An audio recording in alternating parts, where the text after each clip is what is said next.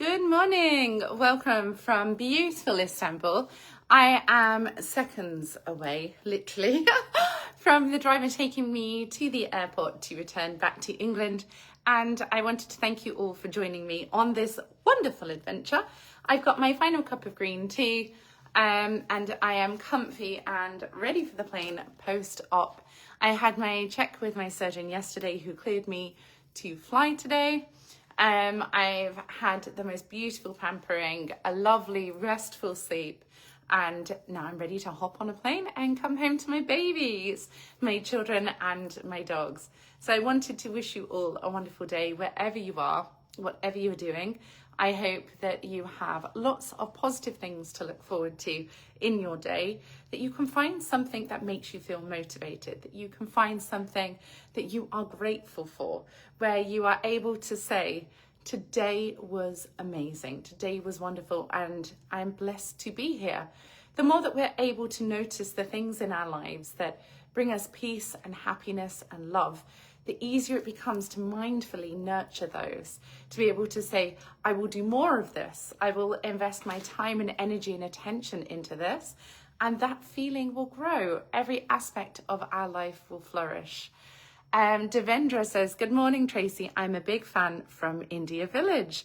Oh, good morning and welcome. I know that the time difference has been really bizarre to get used to. In Istanbul here, it is 3 hours ahead of the UK. So it is currently 9:35 in the morning. And my car is about to take me to the airport to return home to my babies, who are bigger than me, my two children. Devendra says, I like your videos and you. Oh, thank you so much for joining, guys. It's so kind, the things that you share and the way that we can compare the experiences that we have in life from different cultures, different content, continents of the world. Everything and everyone can come together and fill in those puzzle pieces from what we experience as everyday life, what is normal for us, to be able to say, actually, in contrast to this, or to complement this, this is how other people live. And it gives you that perspective. Devendra says, come to India. I would absolutely love to. It's certainly on my bucket list of places to see. I feel like I would need some months to fully explore everything. But would you have any recommendations for where to begin? Which part and where best to see? What's your top 5 picks for where to see in India? Lucy says, good morning, Tracy. Good morning, Lucy. I hope you're well. I hope you're all having a wonderful morning, afternoon, evening, wherever you are. Gabriel says, hello, beauty. How are you doing? Oh, thank you. You have the same name as my son, Gabriel. I'm very well, thank you. I am now almost a week post-surgery. It may even be a week today. I had my surgery on the 28th of October. And yes, I feel great drinking my cup of green tea before I hop in the car to the airport. The weather in Istanbul has been absolutely stunning. Beautiful blue skies, sunshine. And yeah, I have found it so warm. I packed lots of winter clothes, thinking that it would be like the UK, maybe 5 or 10 degrees better. It has been stunning, like a summer's day. So I'm here like overheating in all my clothes. But I've had the most wonderful, relaxing recovery after surgery. And I highly recommend that if you are considering having any procedures done, that you look into the days after having that. The time when your body can heal and relax, and having just health and well-being is so important. When you go through a surgery, it is a deliberate trauma. We are causing injury to our bodies that we then have to pay that back. We need to heal. On top of our normal digestion and cell renewal, skin shedding and hair shedding and replacing, we then need to give even more love and care to our bodies so that you can recover from your stitches and internal tissue, external, everything that is touched has to heal. So yes, this is a time when I would possibly be at my very weakest, but I feel just as strong as my everyday life. And mindset does play a huge part in that. Being calm, being relaxed, being positive really does make a difference. Scrolling your comments, guys. Sorry, I chat away. I will scroll back and read. Lucy says, I love being in Turkey, but there's no joy like coming home to our babies, fur and skin varieties. Absolutely, Lucy. I can't wait to get bundled by my 5 dogs, my cat, my rabbit, my 2 children. It's just lovely. I think we are so blessed to have so much compassion in our lives. And I was actually speaking to my mum earlier about how animals bring such joy into our lives, this unconditional love and acceptance, that without having that, life becomes an entirely different experience. And I know children aren't for everyone. Not everybody wants to become a parent or feels that the time is right to put a career on hold or financially afford to have a family, to make allowances and exceptions to the rule, to change what your everyday life and routine is, to be able to put another human first. But really, we are never ready. If you wait a lifetime, you will never have that time. What we have to say is, to have it is a blessing. And regardless of what that new reality looks like, I had my children young, in my teens and 20s.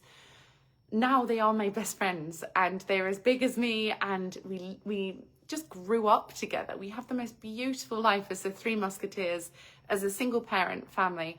I am so, so blessed. They have enriched my life. They've given me that purpose and meaning that I think without them, I would have looked in other directions to fulfill that void of unconditional love and happiness.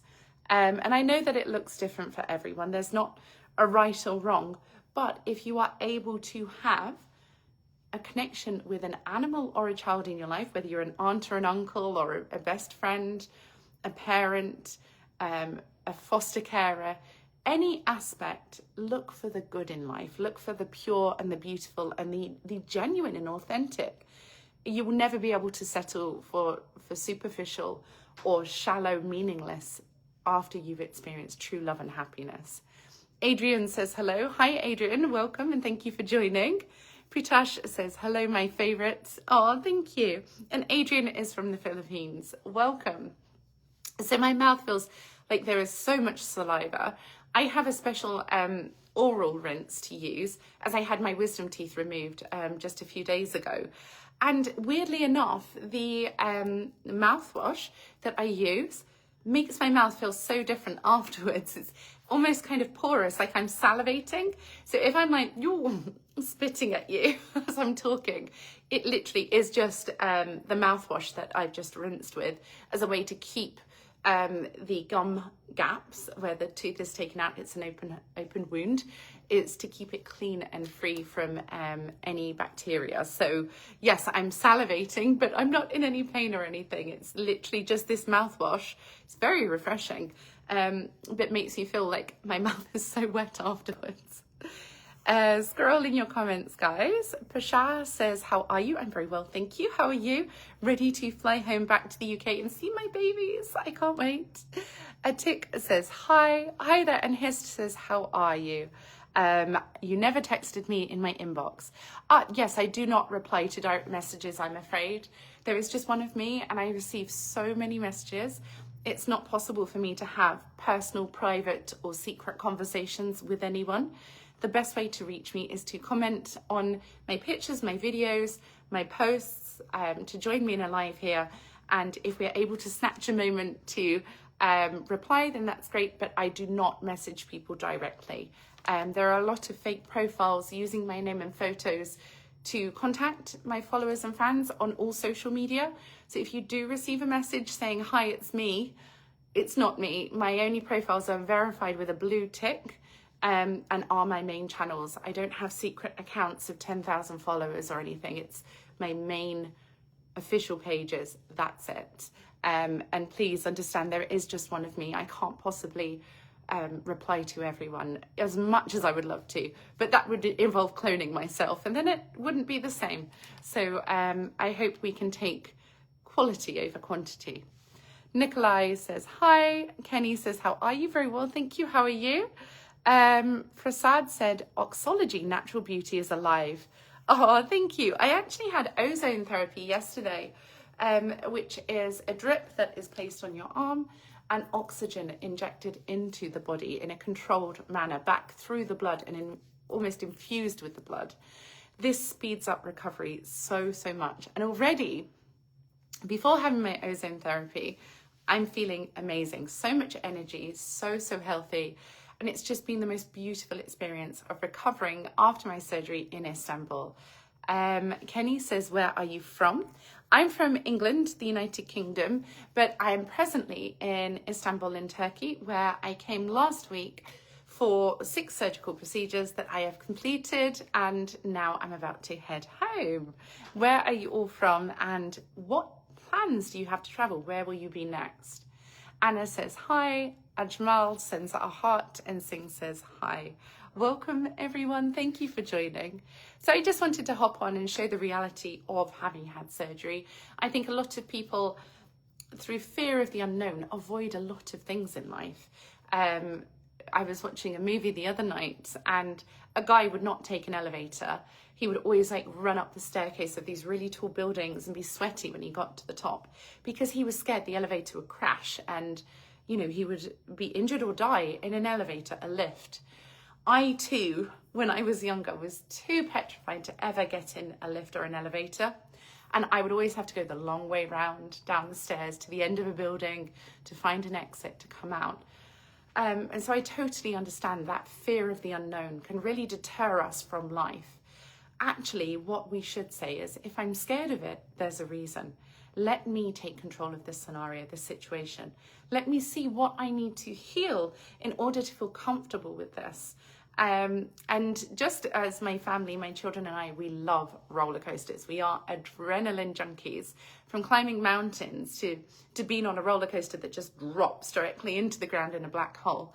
We are there with our arms up on the front row, smiling, laughing, just feeling so alive for confronting fear, for confronting the unknown, and that sense of adrenaline, achievement, and freedom that comes from not being scared. And yes, lots of scary, unusual things can arise throughout our lives. We have obstacles in our path and challenges that come our way, but we may even question, how do we ever survive this? How do we get through this? How different our reality becomes from one day to the next. When you've had a lifetime of what you expect and understand, and then you're thrown into chaos, nothing is recognizable. And you think, how do I restart? How do I become this new person, this new existence? Because what I always knew is gone. It's over with, it can never come back. But through those moments of change, whether we asked for them and expected them, or they are just thrown in our path in chaos, in suffering and destruction and fear, it brings us this growth. It takes us to where we are supposed to be. And it might not make sense at the time, but give it time and it will. You will realize how strong you become when you confront these things. When you say, okay, I can't change this. I can't fight against it. It won't make it stop. I can simply say what will be, and I will have this mindset that everything will be okay. And hopefully looking at life through that lens, with that perspective, that can-do attitude and positivity, nothing can stop you. Even the hardest of times, you hold on to hope because of that. And in time, you look back and you say, my God, I survived. I'm here. We're all here. We're all 100% success rate to be alive today. Everything you've been through has made you who you are, giving you this greater perspective and concept of self. And for that, we should be so grateful. Lucy says, healing is so important, but just from physical injuries we experience, the emotional and psychological ones too. So many people out there are in need of care. It took me nearly 50 years before I realized it's only me that can give me the care that I need to recover. Absolutely. And my mum said to me years ago, being a young mum myself, I was always rushing around. I was collapsing. I was weak. I was ill all the time. I had precancerous cells removed. I was just on burnout, destruction. I put myself last. I fed everybody first. I cared for everybody first. And I treated myself terribly. Starved myself, went without sleep, constantly pushed myself to the limits that I was breaking, without saying, put your feet up, have a rest, have a cup of tea, have a nice warm meal. I don't know why I treated myself so badly. But when you do that, when you neglect yourself, when you devalue yourself, you are no use to anyone. You cannot then still look after children. You cannot look after anybody else or make it better. you have to start with the foundation, which is self. You have to say, I will give myself time and love and acceptance, and everything on top of that is your building blocks. It's everything that can come afterwards, your life, because you are no use to anyone if you are broken. But we kind of feel guilty if we give ourselves time, if we look after ourselves. It's called vanity or self-obsession or narcissism. And to some cases, it may be to an extreme, depending on the motive of the person. But self-love isn't selfish. It's a necessity that we shouldn't feel guilty for expressing to ourselves. We need to look inside and see that inner child, who we were born to be, this tiny, young, innocent soul that comes into the world and is excited and genuine and open-hearted. And with age, with fear, with pain, we close off and we shut down and we bury that child so deep that we may never see them again. We need to treat ourselves like that child and say, it's okay to be scared. Let me calm you down. It's okay to be tired. Let me tuck you in and keep you safe and let you rest. You know, all of these things that we experience, treat ourselves how we would treat a child that we love. And suddenly we realize self-love is not selfish. Self-love should be the foundation for life. And everything that comes on top of that flourishes because of it. And I think the kinder we are to ourselves, the more forgiving, understanding and patient that we can be with others. Sem says, hi. Felix says, beautiful. Mohammed says, all right. And Isaac says, hi.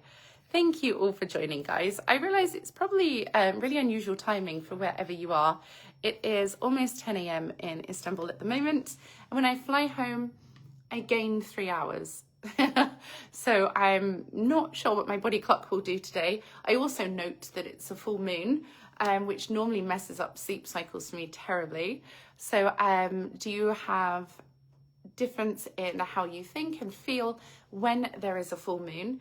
Look outside at the sky at night and see how far the moon has progressed. I think it will make a massive difference to your mindset and how you feel physically in your body. I always think whenever there is turmoil or unsettledness and I look out of the window and see the full moon, I know that there are other things at play. And actually, it's not something that you need to be concerned about, but just understand this is part of nature. Ahmed says, good morning, Queen. How are you? I'm very well, thank you. Looking forward to getting home to my children. Ellen says, I'm watching you from South Africa. Oh, welcome. I will be in Zanzibar in January, so not far away, several weeks from now. How far is Zanzibar from South Africa? This is probably a random question because I'm sure South Africa is massive, but I believe it's still Africa. I think Zanzibar is East Africa. So maybe I'm nearer to you than I realise, or will be once I travel there. I hope you're all well and having a lovely day. Gade says, welcome to India, Tracy. Oh, thank you. And Lucy says, wise words, Tracy. Thank you, Lucy, for always being so kind and supportive. I think it's so important as women that we don't tear others down, that we don't have this thing where, you know, you step into an elevator and people look you up and down, and it's this comparison and competition or judgment. You know, I'm standing here with frizzy hair and a glowing face, ready to just hop on a plane and close my eyes and rest and recover. But I know being in space with people who are feeling like they are struggling or like they are inferior, it can be really hard to be around those who are bright and energetic. It may feel like it's far too easy to compare ourselves to others, to look at someone and think, I wish I could be them. I wish I could be as confident or as tall or as successful or young or whatever you could compare. Please never put yourself in that arena. Please never make it a contest, because I guarantee even the most amazing appearance people in the world have problems. They probably have more problems than most.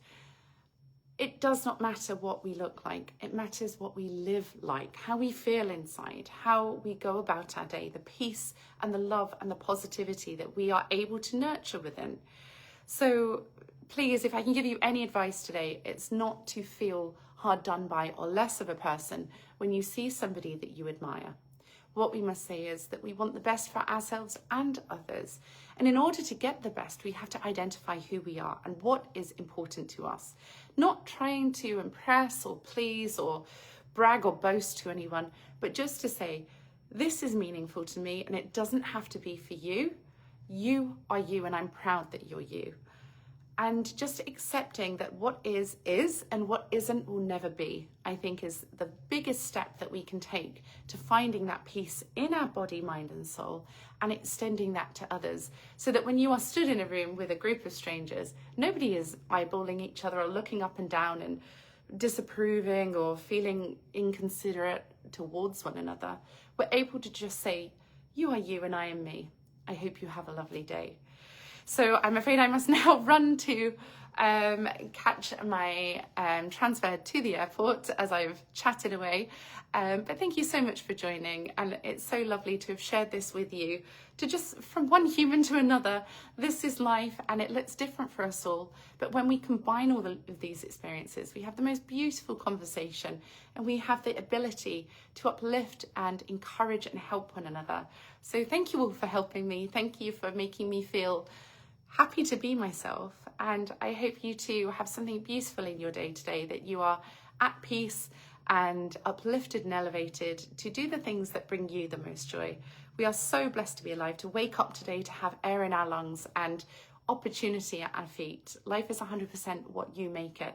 So make it beautiful, make it meaningful and memorable, and be kind whatever you do. Thank you for joining, and I will see you all when I touch down in England. Bye.